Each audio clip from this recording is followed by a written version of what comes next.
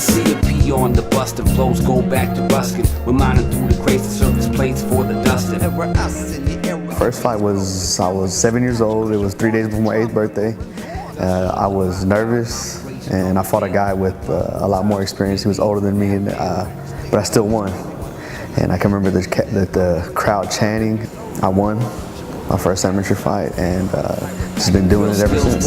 Still without a frickin' jacket. Buddy Hackett on the packet, so it must be a love bug. $1 or $2, so how many for you? You know, all of my uncles, cousins, my brothers, even my grandfather on my mother's side was a boxer, and we've just been doing that ever since. And I was the only one to really take it as far as I've taken it. So I took a couple of years off from boxing also, and I was going to school and doing community work at the same time. So I met a lot of people and networked with a lot of people, and they just decided that I might be good to run for office someday, especially if I have a following already through boxing. You can use that to catapult yourself into the political arena.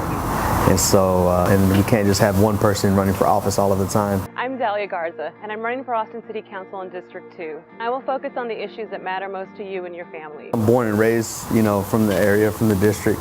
You know, I think that whenever you have a certain understanding of the people that you've been around your entire life, you have sort of a comparative advantage in terms of knowing what their needs and wants are. Everybody knows each other, and everybody just runs into each other in random places and just does things like that. So I think that's one of the main things that I like about it, and being recognized. So whenever you're from a community, it's tight-knit, and then you're a professional boxer and you're a candidate and you're putting yourself out there and getting your name known, people recognize you. So I like that a lot. Also, just running into people and they say, hey, you know, I saw you on TV, or I saw you doing this. I'm like, yeah, man, it's great, and I'm doing it for us.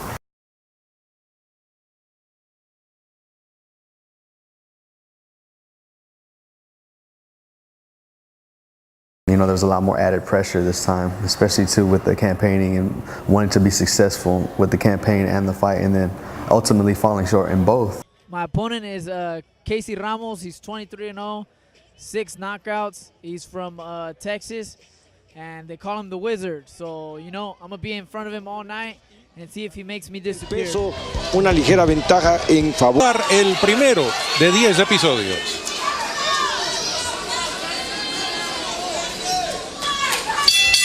We were ahead on the commentator scorecards and on the crowd scorecards, but the judges, who is what counts, you know, they had him ahead.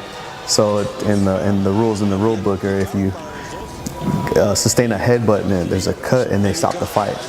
Otro corte. Y Vences también tiene un corte en la parte de atrás de la cabeza, en el cuero cabelludo, que tiene una línea de sangre en la espalda. Pero bueno, no es.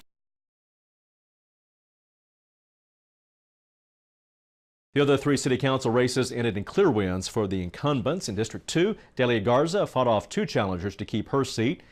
This whole semester was a learning experience. My major is in economics, and it's going to be a Bachelor of Arts, and I'm planning on graduating this May. A lot of the most successful people in the world fail a lot before they're successful, and so that's why I'm looking at it. You know, just in order to be successful, you have to fall short and learn from it and come back better.